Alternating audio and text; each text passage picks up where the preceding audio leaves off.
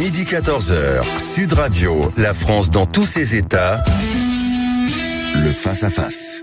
Vous êtes bien sur Sud Radio en ce jeudi 28 mai 2026, il est 13h04, nous allons parler actualité internationale, géopolitique, défense nationale. Est-ce que nous avons la politique militaire que nous méritons et dont nous avons besoin ? Nous allons en discuter avec le général Christophe Gomard. Merci mon général d'être dans ce studio avec nous pour nous décrypter, pour éclairer nos lumières, parce que comme vous le savez, l'information va un peu dans tous les sens. Les nouvelles, les contre-nouvelles, les évolutions, les caprices du président américain, et puis une réalité du terrain qui ne correspond pas toujours à ce qu'on veut bien nous faire croire. Et nous avons besoin justement de votre lucidité, de votre décryptage. Et puis nous aurons en visio Christophe Boutin, qui lui est un politologue, qui nous parlera de la sécurité intérieure. Et j'attends beaucoup de l'échange entre vous deux, puisque vous avez une vision complémentaire l'un et l'autre de ce qui se passe aujourd'hui. En un premier mot, la question, que l'on répète systématiquement depuis le début de ce conflit, mais même depuis avant, et depuis la polémique entre Pierre de Villiers, le président de la République, le chef d'état-major des armées, ayant signalé que la France n'était pas forcément dotée des moyens militaires dont elle avait besoin. Est-ce qu'il y a eu de ce côté-là, et aussi au niveau du renseignement, des efforts concret, malgré la situation politique très compliquée avec cette dissolution et cette chambre un peu ingouvernable? Est-ce qu'il y a eu quand même des résolutions qui ont été prises par l'exécutif français pour nous doter d'un armement et d'une armée qui puisse faire face à l'adversité en cas de coup dur? Alors, beaucoup disent que le budget des armées a été doublé. Oui, sans doute en euros, mais à la fin des fins, et à la fin de la loi de programmation militaire actuelle, il n'y aura pas plus de chars, il n'y aura pas plus d'avions Rafale ou pas plus de frégates.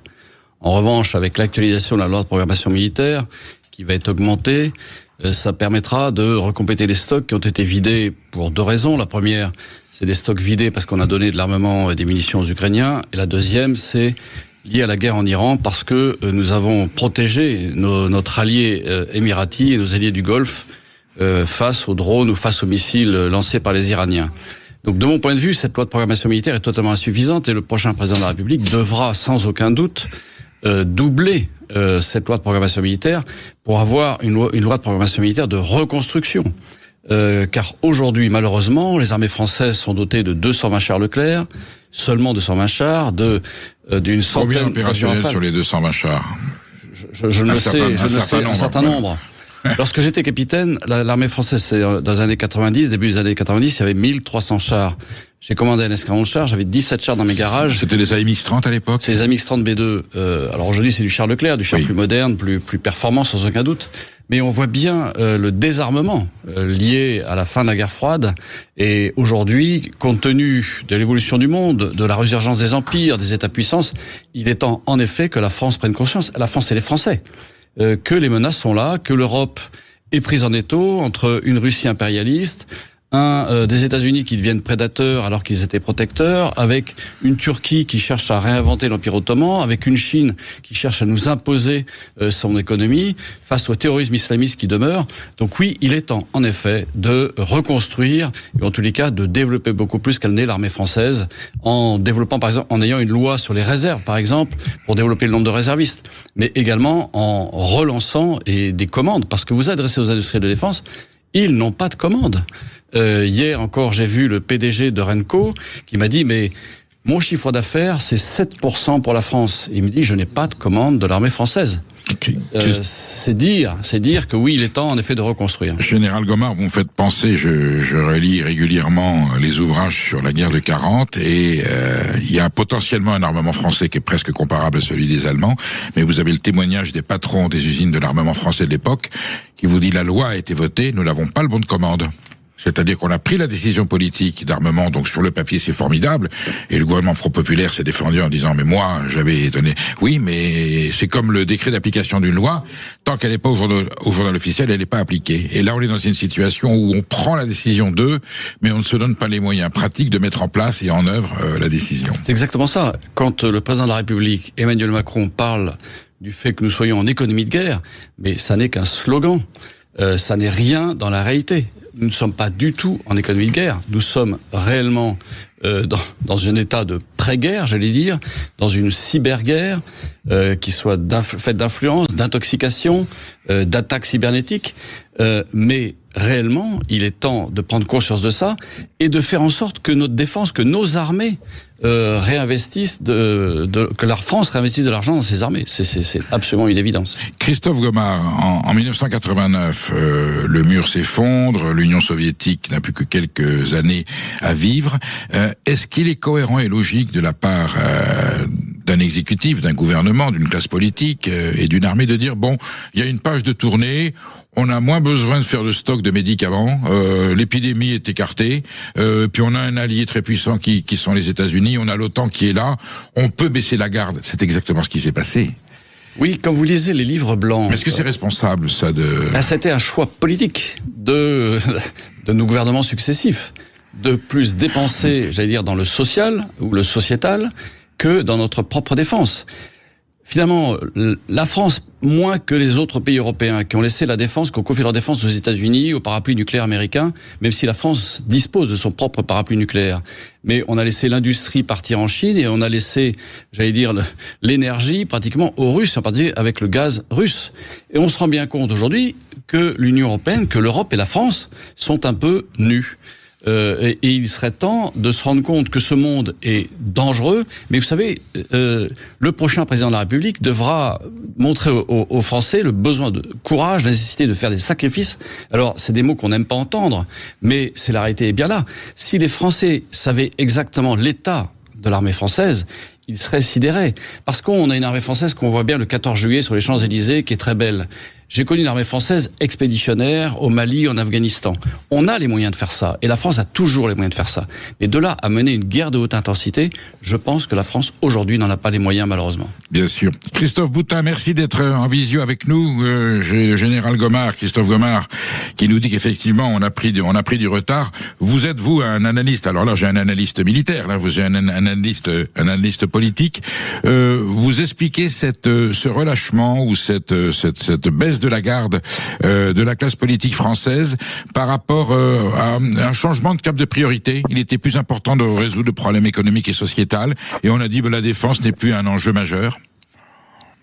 Ah, effectivement, pendant longtemps, il s'est agi de tirer les fameux dividendes de la paix et donc d'écarter la défense. Ça a été très clair, ça a été affirmé par le pouvoir politique.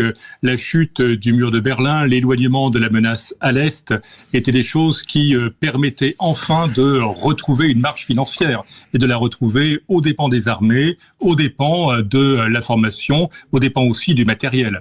Cela conduit à des baisses de stock, cela conduit à des baisses en personnel, cela conduit à des baisses en formation. Ensuite, les armées se sont lancées sur les opérations extérieures avec un format réduit, des forces spéciales parfaitement adaptées à ce type d'intervention, mais très loin de la nouvelle dimension qui pourrait être celle d'un théâtre d'opération classique. Et effectivement, comme vient le dire le général Gomard de manière très juste, cela suppose de revoir complètement le mode de financement et de revoir notamment notre base industrielle de défense et le financement de cette base qui doit se tourner vers une véritable production. La France, Dieu merci, n'a pas abandonné la production des armes. On est un très bon exportateur, mais encore faut-il savoir garder pour nous quelques matériels. Pour autant, Christophe Boutin, aujourd'hui, on n'a qu'un seul mot à la bouche quand on gouverne ce pays, c'est la réindustrialisation, la reproduction, vous venez de l'évoquer à l'instant. L'industrie militaire, ce sont des richesses, ce sont des emplois. Est-ce qu'on n'a pas pu planifier? À l'époque, le général de Gaulle, évidemment, il aurait planifié. Quand je parle du général de Gaulle, je parle de cette époque où la classe politique avait une vision planifiée de l'économie. On s'est dit qu'on allait pouvoir contourner cet obstacle. On pleure aujourd'hui cette industrie, cette capacité d'armement. Comme vous le dites, ça se vend, donc ça fait rentrer des richesses, et surtout ça maintient à l'intérieur du pays. On voit les endroits où les industries d'armement ont fermé. Il y a eu un appauvrissement territorial, il y a eu une périphérisation à cause de ça. Comment se fait-il qu'on n'ait pas eu des dirigeants qui aient au moins cette vision de dire nous aurons toujours besoin d'avoir une richesse industrielle qui donne de l'armement, qui en plus nous permet de nous défendre? Et si je puis me permettre d'oublier une troisième dimension, qui est la dimension de recherche. Absolument. L'industrie d'armement est une industrie qui tire derrière elle un énorme... Voilà, elle tire derrière elle un énorme bloc de recherche absolument indispensable à notre pays, qui débouche sur bien d'autres domaines d'ailleurs que très strictement la production d'armes pour nos armées. Mais je crois que vous avez raison, notamment sur le maillage local de l'industrie de défense, qui était essentiel dans certaines régions, je pense à Rouen par exemple, et dans d'autres secteurs aussi, où il y a eu une désindustrialisation, et cela a frappé. On aurait dû à ce moment-là prévoir éventuellement au minimum des reconversions, ce qui n'a pas été fait. Enfin, le dernier point qu'il faut signaler, c'est que c'était une industrie de très haute technologie. La soudure des coques de sous-marins, ça ne se fait pas avec n'importe quel soudeur. Et il y a des savoir-faire qu'on ne peut pas se permettre de perdre en matière, en oubliant de maintenir un minimum de formation et un minimum de suivi de cette industrie. Vous êtes bien sur Sud Radio, je reçois le général Christophe Gomart, par ailleurs député européen, et en duplex nous avons Christophe Boutin, et nous sommes en train de décrypter la situation dans laquelle se trouve la France au niveau militaire, au niveau défense, par rapport au conflit du Proche-Orient et la guerre du Golfe. Vous nous appelez au 0826 300 300, Emmanuel Galasso attend votre appel. Tant Christophe Gomart que Christophe Boutin répondront à vos interrogations. Vous avez le droit de donner votre avis, vous êtes peut-être pas content de ce qui se passe, au contraire vous êtes si inquiet, vous avez besoin de ce des experts vous rassure, n'hésitez pas à le faire en nous appelant au 0826 300 300. À tout de suite sur Sud Radio. Midi 14h, la France dans tous ses états. Perico Légas. Vous êtes bien sur Sud Radio, il est 13h18, je reçois le général Christophe Gomart et nous avons Christophe Boutin en duplex. Nous parlons aujourd'hui de l'état de la défense française, de la situation de nos armées et de la capacité de la République française à faire face à l'adversité s'il devait y avoir une attaque massive, ou en tout cas une obligation de la France de se présenter sur le terrain. Et évidemment, quelles que soient les réponses, le compte n'y est pas. Christophe Gomart, quelle est une des options qu'il faut envisager? Une coopération renforcée entre armées nationales, un état-major européen plus efficace, éventuellement? Oui, le constat que je fais, c'est que actuellement l'OTAN est en train sans doute de se dissoudre, de se détricoter. On voit bien qu'un Donald Trump n'arrête pas d'accuser les Européens de ne rien faire, en particulier dans le Golfe, en disant j'ai beaucoup dépensé pour les Européens, vous faites rien. Donc ma réflexion, c'est de dire, mais attendez, est-ce que les Européens, face aux menaces du monde, ne peuvent pas s'entendre entre eux pour créer leur propre défense, leur propre architecture de défense? Et de ce point de vue-là, il faudrait en effet un Conseil de sécurité européen, et au-delà du Conseil de sécurité qui décide rapidement de l'emploi de forces issues des nations européennes, un état-major qui permette de planifier et conduire une guerre. Ça veut dire quoi? Ça va avoir des moyens logistiques, des moyens de communication, des moyens de commandement, des moyens de renseignement qui soient partagés, tout en gardant les armées nationales. Je ne crois pas du tout en une armée européenne. C'est un vœu totalement pieux. Il peut y avoir un corps peut-être européen, éventuellement, mais il faut que qu'on garde quand même... vous êtes pour la subsidiarité, si je comprends bien. Oui, je crois beaucoup à un état-major qui est capable de conduire différentes unités qui viennent de différents pays. Moi-même, j'étais sous commandement américain, j'ai eu sous mes ordres des soldats américains, donc je vois bien, mais je restais totalement souverain et je répondais aux besoins du chef d'état-major des armées françaises. Et il n'y a pas de raison que ça soit pas le cas demain. Aujourd'hui, l'état-major de SHAPE à Mons, en Belgique, est environ de 1400 personnes. Si on additionne l'état-major de l'Union européenne et l'Eurocorps, des moyens de communication, des moyens de liaison, des moyens de renseignement, je pense qu'on est en mesure ensuite de pouvoir planifier et conduire une guerre de haute intensité avec des contingents fournis par les armées nationales des 27 États membres. Et en cela, la France doit être, je pense, leader. En tous les cas, elle peut prendre le lead, sans vouloir commander cet ensemble. Mais en tous les cas, dire, mais attendez, à ses alliés européens, les principaux alliés européens, ceux qui dépensent de leur défense, mais attendez, il faut qu'on soit capable entre nous de pouvoir se défendre face à n'importe quel adversaire, qu'il soit russe, qu'il soit turc, qu'il soit, pourquoi pas, chinois demain ou autre, je n'en sais rien. Mais en tous les cas, c'est absolument une évidence aujourd'hui. Autant il faut que l'Europe parle d'une seule voix quand elle veut se positionner sur des enjeux internationaux, autant vous dites qu'il faut absolument que l'on garde nos prérogatives nationales en termes d'armée. L'Eurocorps est un symbole, c'est un épisode, mais l'armée nationale reste la vraie dissuasion. Bien sûr, parce que qui décide de l'envoi de soldats qui peuvent se faire tuer? On se souvient des soldats français qui sont tombés au combat, et certains sont tombés au Liban récemment. Qui les reçoit dans la cour des Invalides? C'est le chef de l'État, c'est le chef des armées, c'est lui quand le décideur. Ils sont morts. Oui, c'est lui le décideur. Bien sûr. Et c'est lui qui en porte finalement la responsabilité. Quand vous en parlez à un Nicolas Sarkozy ou à un François Hollande ou à un Emmanuel Macron, c'est des gens qui sont très marqués par cela. Donc oui, c'est de la responsabilité de l'exécutif, du chef de l'État, d'envoyer des soldats. Donc une armée, elle reste nationale, elle reste souveraine. Sinon, ça ne peut pas fonctionner. Christophe Boutin, c'est donc la preuve de ce que dit le général Gomard. C'est donc la preuve que la dissuasion nucléaire française reste aujourd'hui l'élément le plus fort pour représenter la force de la France.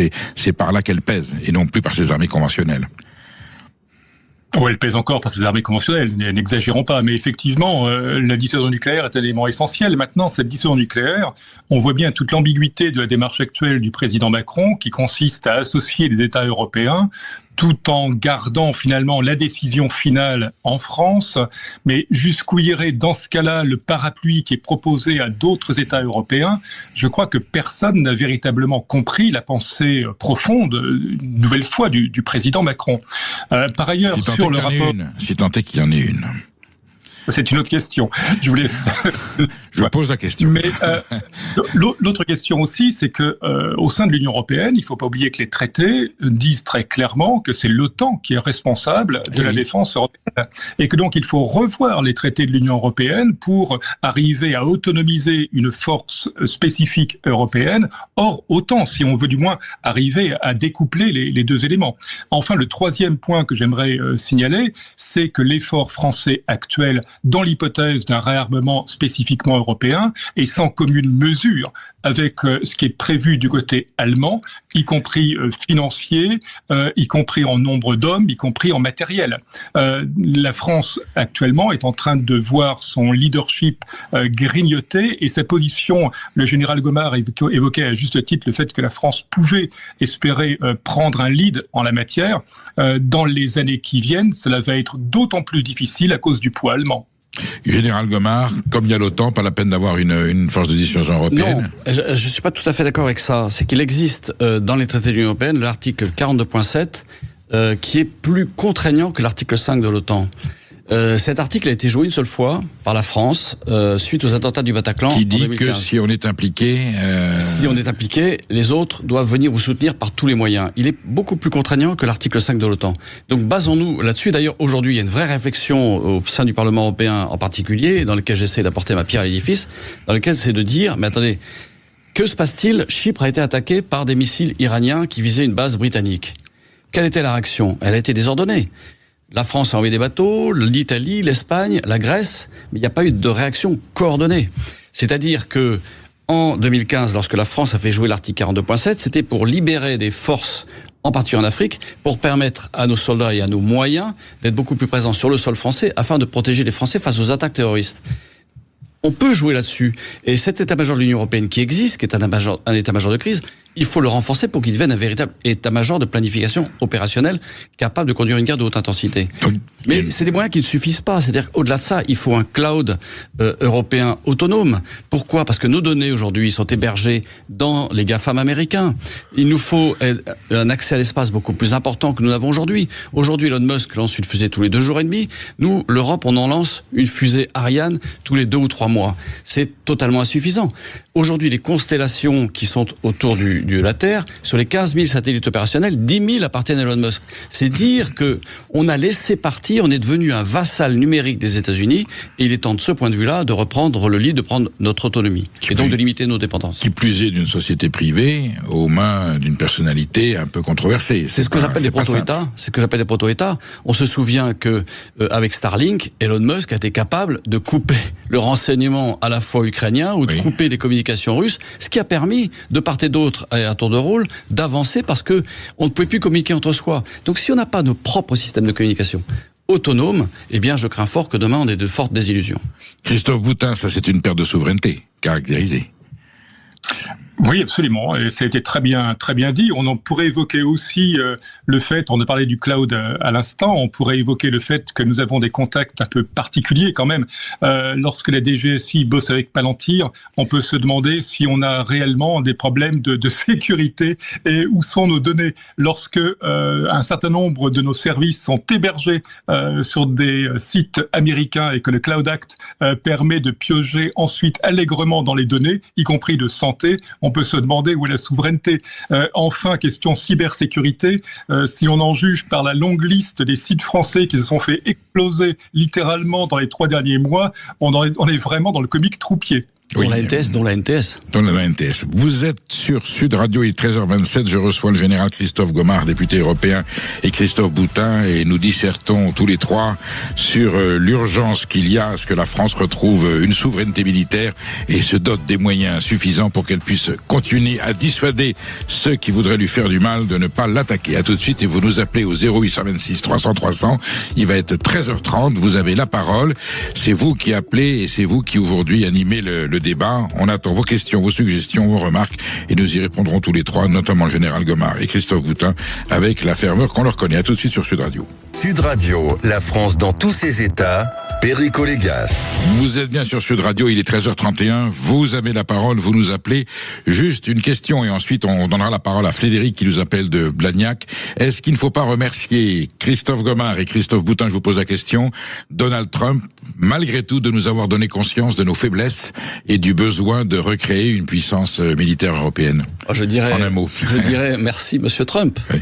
Car il nous avait prendre conscience de la réalité du monde. Il le dit de manière brutale. Je pense que les présidents Joe Biden ou Barack Obama juste avant lui, en fait, pratiquaient la même politique vis-à-vis de l'Europe, mais ça se faisait en douceur, donc sans douleur, donc on s'en rendait pas compte. Trump le dit de manière brutale, donc je dis merci Trump de nous réveiller. Christophe Boutin, vous êtes un peu sur cette longueur d'onde ? Pleinement sous cette longueur d'onde, tout à fait. Je crois effectivement que le langage un peu cru, peut-être parfois du président Trump, a le mérite d'une rude franchise et de montrer clairement les distances qu'il faut savoir parfois prendre. Et en tout cas, on aurait peut-être pu éviter le gâchis qui est celui qui nous sépare de la Russie aujourd'hui. On va y revenir. Frédéric, bonjour, vous nous appelez de Blagnac. Oui, bonjour à tous, bonjour. Bonjour. Frédéric, vous considérez-vous que le budget de la défense reste malgré tout insuffisant ? Bien sûr, il est largement insuffisant et ce depuis de nombreuses années. Et puis on le voit ne serait-ce qu'au niveau de nos armements. Je crois que, et vous me contredirez, vous m'informerez en la matière, mais je crois qu'on possède un porte-avions, voire un deuxième qui doit arriver, avec les États-Unis en 2035. Voilà, en 2035, la Chine en a 3 et on prévoit 6. Bref, rien que cela déjà prouve, je dirais, notre manque d'armement en la matière. Mais on manque de tout. Mais ça remonte un peu plus loin. Moi, je suis un boomer senior, donc j'ai fait l'armée en 79 et je regrette justement que l'armée, comme on l'avait auparavant, le service militaire, ait disparu pour plusieurs raisons. Déjà pour apprendre ce qu'est l'armée, ce qu'est éventer les armements en cas de conflit, parce qu'en cas de conflit, il faut quand même savoir un petit peu manier quelque chose, c'est ce qu'on apprend en armée. Vous étiez dans quelle arme, Frédéric, vous étiez dans quelle arme en 79 ? Alors moi j'étais grenadier voltigeur, c'est l'armée du train, donc les personnes qu'on envoie... en premier, c'est en général les premiers qui vont casser leur pipe, mais sans eux, il n'y a pas d'offensive, hein. Sans eux, il n'y a pas d'offensive. On envoie justement les plans des troupes à tout le monde pour pouvoir laisser les parachutistes et autres. Mais je dirais que moi, ça m'a appris beaucoup de choses. Ça m'a appris aussi du civisme, ça m'a appris du respect, ça m'a appris plein de choses et plein de choses qu'à 65 ans, je continue à faire, comme serrer mes chaussures que j'ai appris à l'armée parce que cirer ses rangers, on s'aperçoit qu'en cas de marche, c'est quand même important de les faire tous les soirs. Mais voyez, il y a plein de choses comme ça. C'est-à-dire qu'on manque d'armement, on manque de volonté et pourquoi pas, dans ce cas-là, développer un plan d'épargne. Puisqu'on parle de plan d'épargne, au plan d'épargne retraite, en plan d'épargne, pourquoi pas développer un plan d'épargne pour l'armement ? Ou un emprunt. Christophe Gomard, député européen, un emprunt français pour la défense, ça vous semble saugrenu ? Non, moi j'ai rédigé un rapport d'initiative au Parlement européen sur le financement privé de l'industrie de défense. C'est-à-dire avoir accès à l'argent privé, en effet, pour financer nos défenses, via des investisseurs, via les assureurs, via les banques elles-mêmes. Il y en a qui seraient prêts à investir ? Bien sûr, mais il y avait jusqu'à une époque assez récente, finalement la défense, c'était pas, en termes de réputation, on n'investit pas dans une bombe, on n'investit pas dans les munitions, on n'investit pas dans les canons. C'est en train de changer, même si c'est lent au changement. La Banque européenne d'investissement, aujourd'hui, refuse, par exemple, d'investir dans tout ce qui tue. Elle accepte d'investir dans tout ce qui est dual. Donc, un satellite d'observation militaire, on va investir parce que ça ne tue pas. Même si ça permet de le faire ensuite. Mais, on permet d'investir dans la construction de casernes. Mais c'est pas dans l'armement sonnant et trébuchant. C'est en cela où, oui, il faut réfléchir à l'investissement. Maintenant, sur ce que vient de dire Frédéric sur le service national, je pense que le service national, lorsqu'il a été Supprimé tout simplement, ou abandonné. Pas réellement supprimé, mais abandonné par Jacques Chirac. Par Jacques Chirac. En réalité, l'armée n'est pas là pour remplacer ce que ne font pas les familles ou ce que ne font pas l'école. L'armée, elle est là pour défendre un pays. Or, on avait imaginé qu'il n'y ait plus de menace. Aujourd'hui, il y a une nouvelle menace. Donc, je pense qu'il faut, en effet, développer un service militaire volontaire et il faut avoir une réserve opérationnelle beaucoup plus importante qu'elle n'est aujourd'hui. Et pour ça, il faudrait avoir une loi réelle sur les réserves pour permettre aux Français qui le souhaitent, qui sont volontaires, de continuer à défendre leur pays dans la réserve, mais en lien avec leurs entreprises qui les laissent faire. Aujourd'hui, on signe des conventions entre entreprises et armées. C'est de mon point de vue insuffisant. Non, il faut penser à une véritable loi. Pour autant, Christophe Gomard, ce service militaire était quand même un instant de conscience nationale qui nous fait cruellement défaut. Au moment où on n'a plus rien, on n'a plus de repères. Je sais bien que ça serait difficile à constituer, mais l'instant que ça supposait dans la mobilisation des jeunes est un instant qui nous manque. Christophe Boutin, vous pensez qu'un emprunt serait une solution? On va chercher le monde de l'économie pour relancer la défense française. C'est quelque chose de concevable pour vous? Non, je pense qu'au-delà de l'emprunt, il faut simplement que l'on puisse considérer que acheter des actions d'une société de défense est un acte normal, aussi normal qu'acheter des actions de notre société. Et arrêter avec les éléments qui bloquent cela pour des motifs sociétaux, pour des motifs écologiques, qui visent à limiter l'investissement dans ces sociétés de défense. C'est pas la peine de faire un emprunt. Il y a des tas de gens qui sont tout à fait prêts à acheter des actions, qui d'ailleurs, a priori, ne devraient pas baisser, des actions dans l'industrie de défense. C'est l'autre point, c'est que je crois qu'il ne faut pas non plus fantasmer sur ce qu'était le service national. Il avait de multiples qualités. Ce n'était pas non plus le creuset dans lequel l'intégralité d'une jeunesse française se retrouvait. D'abord parce que nombre de cette jeunesse y échappait pour diverses raisons. Il y avait des exemptions, effectivement. Voilà, et ensuite parce que, il faut bien le dire, dans les corps de régiment d'appelés, on commençait à noter certaines tensions internes qui transcrivaient des tensions qui peuvent parcourir la vie politique ou la vie sociale française et qui avaient les mêmes non-réponses au sein de l'institution militaire que les non-réponses au sein de la société civile. Donc gardons-nous ici de rêver. Nous avons Julien qui nous appelle de Viry-Châtillon. Bonjour Julien. Oui, bonjour à vous, bonjour à tous. Voilà, donc Julien, vous considérez que quoi qu'il arrive, même si on augmente le budget, on ne rattrapera jamais le retard vis-à-vis des Russes, des Chinois et des Américains, c'est un peu ça ? C'est ça dans les grandes lignes. En fait, la problématique, c'est que même si on augmente le budget, c'est pour acheter à l'étranger. Donc on n'a pas de souveraineté. Si jamais un pays décide de nous bloquer, comme les Américains font en bloquant les F-15 et compagnie, on se retrouve pieds et poings liés. Enfin, on le voit avec l'Ukraine qui est soumise au bon vouloir de tous les pays qui l'aident, parce qu'ils n'ont pas le choix. Ils se sont endettés à des hauteurs faramineuses. Parce que même si la guerre s'arrête, pour moi, aujourd'hui, économiquement, l'Ukraine croule tellement sous des montagnes de dettes que soit on annulera la dette et c'est nous qui, du coup, serons perdants, soit on n'annule pas la dette et du coup l'Ukraine n'aura aucunement les moyens de se relever de ça. Enfin, et la Russie sera gagnante de coup dans l'histoire puisque l'Ukraine sera tellement affaiblie, au final elle s'en relèvera pas. Et je pense que c'est exactement le sort qui menace la France aujourd'hui, c'est qu'on n'a aucune souveraineté sur pas grand chose et du coup aujourd'hui on est un petit peu pieds poings liés quand on est au pied du mur et on n'a plus qu'à regarder en pleurs. Enfin là on est à 2,30 € de l'essence. Enfin, où est-ce qu'on va quoi. Et en plus l'accord de Budapest avait dit aux Ukrainiens vous rendez votre arsenal nucléaire, mais on vous protégera si on a besoin de vous. Et finalement, ça s'est passé entre les deux. Général Gomard, effectivement, pas de souveraineté de production. On peut avoir un budget de défense formidable si la production n'est pas française. C'est pas le même effet. Oui, il faut l'autonomie stratégique européenne dont parle la France en partie est liée à l'achat et à la préférence européenne, c'est-à-dire que l'achat de matériel d'équipements militaires doit être fait en Europe. Il faut se rendre compte que depuis le début de la guerre en Ukraine, 80% des équipements militaires achetés par les Européens l'ont été en grande partie aux États-Unis et en Corée du Sud. Et quelques pourcentages en Israël. La Pologne a racheté des F-35, elle a fait cadeau de ses avions français à l'Ukraine, et au lieu de racheter du matériel européen, elle rachète des F-35. Oui, on marche plus par-dessus tête, mon général. On dit ça en permanence, préférence européenne. On a vu émerger cette préférence européenne dans le cadre d'un instrument financier qui s'appelle EDIP, pour European Defence Industry Programme, dans lequel, en effet, il faut que 65% des composants d'un équipement militaire soient conçus et fabriqués en Europe. Mais en fait, on veut ouvrir le panel beaucoup trop large au Canada, à des États tiers, même éventuellement à l'Ukraine. Non, il faut garder notre autonomie, notre souveraineté en matière de défense. Nous avons en France, en particulier des industriels de défense très très performants. Nous avons une base industrielle et technologique de défense qui est extrêmement performante avec 4500 entreprises. Donc il suffit de commandes. Or, il n'y a pas assez de commandes. Si on investit, les chaînes de production doubleront, elles passeront en 2,8, voire en 3,8, et nous avons toutes les capacités de produire.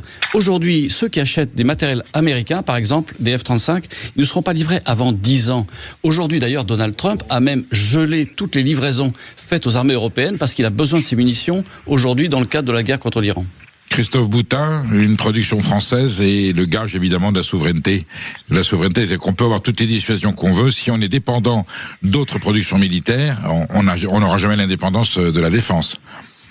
Ah mais absolument, ça quel que soit le matériel d'ailleurs concerné, c'est évident pour les avions avec les composants électroniques qui peuvent être contrôlés, mais le problème qui par le général Gomard est très juste. La question, c'est la question d'échelle pour nos industriels, pour pouvoir se mettre à produire et derrière avoir un carnet de commandes qui soit un carnet de commandes crédible. Vous ne pouvez pas produire pour des choses secondaires, inutiles, enfin, quand vous allez faire regardez l'état de notre petit armement, regardez l'état des stocks de munitions. Nous avons des industriels parfaitement performants en termes de munitions, notamment en termes d'obus, où on est absolument remarquable, et il n'y a pas de commandes suffisantes en France. On n'arrive pas à avoir clairement une mise, ne serait-ce que nous, c'est même pas la question européenne ou faire acheter par d'autres, nous n'achetons pas nous-mêmes assez nos propres munitions pour avoir une visibilité suffisante de tir sur la distance. Enfin, il y a quand même un problème. Vous voulez dire que si la France avait été le fournisseur exclusif, si dans l'Union européenne il y avait eu un traité entre les chefs des chefs d'État et de gouvernement disant désormais priorité, on se sert d'abord dans l'armement français, si on n'a pas le rapport qualité-prix, on va ailleurs, l'histoire aurait été modifiée, c'est-à-dire que nous serions, nous, la France, une puissance très enrichie par nos compétences et nos capacités d'armement. La France est déjà le 2e ou le 3e exportateur d'équipements militaires au monde. Alors c'est vrai que c'est en grande partie lié à nos bateaux qui sont fabriqués par Naval Group, ou c'est lié au Rafale. Mais on a une vraie capacité. Les Césars, par exemple, le canon César, oui, c'est une vraie performance française. Donc on a toutes les capacités, en France en particulier, et en Europe de manière générale, pour répondre aux besoins des armées des différents pays européens, et en particulier l'armée française. Donc oui, dépensons français. Les Allemands empruntent aujourd'hui pour leur propre défense. Ils veulent devenir la première armée conventionnelle en Europe. Très bien, mais ils vont acheter des équipements allemands. Nous, ils ont de l'industrie d'armement, malgré tout, en plus. Oui, et de qualité, je suppose. De qualité. Mais aujourd'hui, la France, on fait des appels d'offres, on n'achète pas forcément français. Donc, achetons d'abord français, l'argent français doit servir aux Français, et en tous les cas, l'argent des Européens doit servir aux Européens et non pas aux États-Unis, à la Corée du Sud ou à d'autres. Et on voit émerger de nombreuses industries de défense, de plus en plus, qui vont devenir compétitives des nôtres, qui n'auront pas les mêmes règles du travail que les règles françaises et européennes, et donc qui seront moins disantes et donc moins chères, et on ira acheter chez eux. Voilà, c'est de la folie. Voilà une disposition qui mériterait presque d'être inscrite dans la Constitution. On en parle juste après. Voilà, vous nous appelez au 0826 300 300. Je reçois le général Christophe Gomard et en duplex nous avons Christophe Boutin et nous sommes en train. Nous n'allions pas y arriver à nous trois, mais nous sommes en train de voir est-ce qu'on va pouvoir obtenir de notre classe politique le courage et la détermination et la cohérence nécessaires pour que la France retrouve sa puissance, son rôle et sa légitimité dans les enjeux de défense internationale. À tout de suite sur Sud Radio, vous nous appelez au 0826 300 300. Sud midi 14h, Sud Radio, la France dans tous ses états, Perico Légas. Vous êtes bien sûr Sud Radio, il est 13h48, je reçois le général Christophe Gomard et Christophe Boutin qui est en duplex. Vous avez la parole, et là on peut ouvrir le débat à toute actualité, mais je vois que les gens qui nous appellent, ceux qui nous appellent, veulent rester sur la thématique de la défense. Nous avons Roland qui nous appelle de Saint-Étienne. Bonjour Roland. Bonjour Perico, bonjour à tous. Vous considérez qu'on est quand même un pays, une puissance militaire et nucléaire qui continue à faire peur quand même, qui inspire le respect. Vous en êtes convaincu? Oui, franchement, oui, j'en suis convaincu. Je suis pas un grand spécialiste militaire, donc je pense que je vais écouter avec attention nos intervenants. Mais moi, de ce que j'en vois un petit peu de loin et en regardant un petit peu ce qui se passe, c'est vrai que moi, en tant que Français, personnellement, je me sens rassuré. Enfin, on a quand même on a quand même un porte-avions d'extrême qualité, le Charles de Gaulle, on a des Rafales, on a des sous-marins nucléaires, on a quand même je considère une belle armée qui est pro, qui est spécialisée. Donc moi honnêtement, de ce que j'en vois, je suis pas forcément inquiet. Et puis de savoir que la France, on a la dissuasion nucléaire, dans le contexte actuel qu'on connaît au niveau international, forcément, je pense que c'est un plus qui nous rassure en tant que Français au niveau des menaces extérieures. Christophe Boutin, est-ce que vous partagez l'optimisme de Roland ? Très moyennement. D'abord, une bonne partie des matériels il faut savoir quels sont les matériels qui sont réellement disponibles. C'est le premier élément. Et non pas ceux qui sont vampirisés pour servir de pièces détachées aux autres. Il faut savoir combien de temps, par exemple, quand on est en hyper, combien de temps un porte-avions nucléaire est bloqué. Et quand on a un seul porte-avions, pendant ce temps-là, c'est toute la flotte embarquée qui est bloquée. Voilà des éléments, je crois, assez importants qu'il faut quand même tenir compte. Christophe Gomard, vous êtes je retiens ce que dit, je suis d'accord avec Christophe Boutin. Nous avons d'excellents soldats français qui sont prêts demain à aller au combat et qui sont bien entraînés, bien formés, ça c'est certain. En revanche, en termes d'équipement, je pense que oui, il faut investir beaucoup plus. Il faut arriver à 3,5% du PIB. Il faut au moins dépenser 100 milliards d'euros par an pour notre défense. Ça, c'est une évidence. Ça serait mieux si on n'avait pas les 3600 milliards de dettes. Ça serait plus facile, sans aucun doute. Nous avons Loïc qui nous appelle de Toulouse. Bonjour Loïc. Bonjour. Donc vous dites qu'on est armé militairement, vous en faites pas de soucis, vous avez une inquiétude sur le cyber, en revanche. Alors oui, je vous cache pas que est ce qu'elle est, c'est quand même une des deux seules armées européennes capables d'être projetées aujourd'hui. J'entends qu'effectivement, il y a parfois des problématiques d'équipement, mais je dirais que c'est comme dans toutes les armées. Faudrait juste pas que nos politiques oublient que nous avons de très très grands producteurs d'armes en France et qu'il serait peut-être opportun de temps en temps de les mobiliser plutôt que d'acheter certains matériels à l'étranger. Maintenant, moi, ce qui m'inquiète depuis une dizaine ou une quinzaine d'années et de manière encore plus forte depuis 18 mois, parce qu'on a subi, nous, une cyberattaque au boulot, c'est qu'on a un État qui, aujourd'hui, enlève des fonctionnaires, digitalise énormément de procédures, digitalise énormément de choses, énormément de demandes, et on se rend compte que derrière, malheureusement, là aussi, l'intendance ne suit pas. Alors Loïc, vous avez ici sur ce plateau le plus grand spécialiste, l'éminence de la compétence sur le renseignement, Général Gomard. Est-ce qu'on a on a matière à s'inquiéter sur le cyber et tout ce qui peut aller autour du numérique? Alors, qu'on soit inquiet, c'est bien, parce que ça veut dire qu'on est en alerte. Oui. Et c'est bien. Mais est-ce qu'on a les moyens ce qu'on me disait quand j'étais en formation, un bon chef est un chef inquiet, non pas au sens qu'il ait peur, mais inquiet au sens où il est mobilisé et toute son attention est concentrée sur. Alors on a beaucoup de bons chefs. Ensuite, il y a les moyens de l'inquiétude. Oui. Alors, en termes cybernétiques, c'est vrai qu'on dispose en France quand même de très bons moyens. On est, je pense, parmi les armées européennes ou la défense européenne, on a des moyens très très efficaces. On a combien de drones pour l'instant? Alors c'est pas en termes de drones, là, je parle pas en termes de drones. Et c'est pas une notion de drone, la guerre cybernétique, c'est plus une notion de capacité réellement dans ce monde cyber. On a un commandement cyber, on a réellement des vraies capacités. Et il faut pas se leurrer. Si on est attaqué, il y a toujours une réponse. On n'en parle jamais, mais on a des capacités défensives comme on a des capacités offensives. La France. Avis de nous intéresser, hein. C'est le général Gomard. Non, mais la France ne se laisse pas faire du tout de ce côté-là. Important. C'est vrai qu'il est parfois difficile de savoir d'où vient l'attaque, même si nos services sont très compétents en la matière, que ce soit à la DGSI, à la DGSE, à la DRM, dans les services de renseignement, à l'Agence nationale de sécurité des systèmes d'information. Donc oui, il y a des vraies compétences. Je peux vous le dire. La France a investi énormément d'argent dans ce domaine-là et depuis des années. Donc bien sûr, il y a des attaques qui réussissent, mais comme la défense ne se laisse pas faire et répond. Christophe Boutin, au niveau du cyber, de la défense intérieure, on est équipé raisonnablement par rapport aux dangers supposés? Écoutez, le spécialiste vient de parler, je ne dirai pas à l'encontre de ce qu'il vient de dire le général Gomard sur le sujet.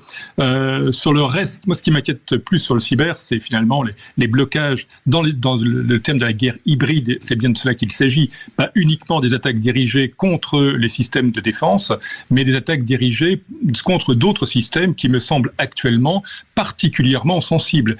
Qu'il s'agisse des barrages, qu'il s'agisse des transformateurs, qu'il s'agisse d'autres structures qui peuvent faire courir des risques très importants à la population et conduire à des troubles très importants sur le territoire national et sur lesquels, effectivement, je serai plus réservé quant à leur cyberprotection. Nous avons Arnaud qui nous appelle de Vannes. Bonjour Arnaud. Oui, bonjour Perico. Bon, alors vous êtes catégorique, ça va Arnaud, merci. Vous êtes catégorique, pas de souveraineté militaire sans réindustrialisation, il n'y a pas à tortiller, il faut commencer par réindustrialiser le pays pour se doter d'une force militaire. C'est votre avis? Oui, clairement. Et c'est surtout les décisions politiques qui doivent être prises pour l'intérêt du pays, pour l'intérêt de la France. Or, depuis des décennies, on est gouverné par des socialo-globalistes qui ne pensent qu'à vendre aux autres. Vous faites rire le général Gomard, ça veut dire que vous avez fait mouche. Ben oui, c'est ça le problème. C'est beau mettre matériel, on les voit en Ukraine, on les voit un peu partout en Afrique, on les voit. Bon, mais on les voit pas très peu chez nous. Moi, je suis un ancien du 3e RPIMA parachutiste. Ah oui, d'accord. Respect. Donc, vous voyez, je vois bien que nos nouveaux matériels sont, c'est des moteurs américains. Il faut vraiment centraliser sur le plan national des achats qui restent, je pense, la nécessité pour le pays. De fabriquer français, de produire français pour nos troupes en priorité, et non pas commercialement, comme c'est fait actuellement. Message reçu. Il nous reste 1 minute 39, je vais la partager. Général Gomard, le socialo-globalisme, est-ce qu'on va pouvoir à un moment donné le contourner ou en tout cas le guérir? Je l'espère, mais en tous les cas, la France doit rester une nation puissante si elle veut conserver sa liberté. Sans puissance, malheureusement, il n'y a pas liberté. Il faut à la fois de la souveraineté et de la liberté si on veut rester la France telle qu'on la connaît. Donc vous réhabilitez le concept de souveraineté et de gloire militaire française. Le général de Gaulle, depuis la tombe de Colombey, s'est réjoui. Christophe Boutin, vous vous alignez sur la considération du général Gomard, souveraineté d'abord. Pleinement, souveraineté d'abord, en sachant que la souveraineté, c'est une chose, mais il faut savoir qui est souverain. Donc il n'y a pas de souveraineté sans identité. C'est au peuple français à décider. Christophe Boutin, c'est au peuple français à décider. Oui, c'est au peuple français de décider de manière que nous sommes en démocratie, donc on peut le souhaiter, effectivement. Gageons que le sujet dont nous venons de débattre avec courage et pertinence, vous n'avez pas mâché vos mots, messieurs, et vous êtes restés dans le parlons vrai, sera au cœur des enjeux de la future campagne présidentielle de 2027, et que peut-être le candidat qui sortira en tête aura compris l'urgence à redonner à la France sa gloire, son honneur, sa souveraineté, sa capacité de dissuasion, mais surtout le message universel qui est celui d'abord d'une immense fraternité, n'est-ce pas? La dissuasion, c'est pour garantir la paix. Une France forte dans une Europe unie, oui, c'est important. Bon, mais merci mon général, merci Christophe Boutin, merci d'avoir été en direct sur Sud Radio. Quant à nous, je vous dis à lundi prochain pour d'autres aventures d'information. Et là, je vous laisse en compagnie de Brigitte Hay, qui va vous tenir des propos bien plus apaisés, bien plus rassurants que ce qu'on a pu vous dire jusqu'à présent. Bonne journée, merci, à bientôt. Midi 14h, la France dans tous ses états. Sud Radio.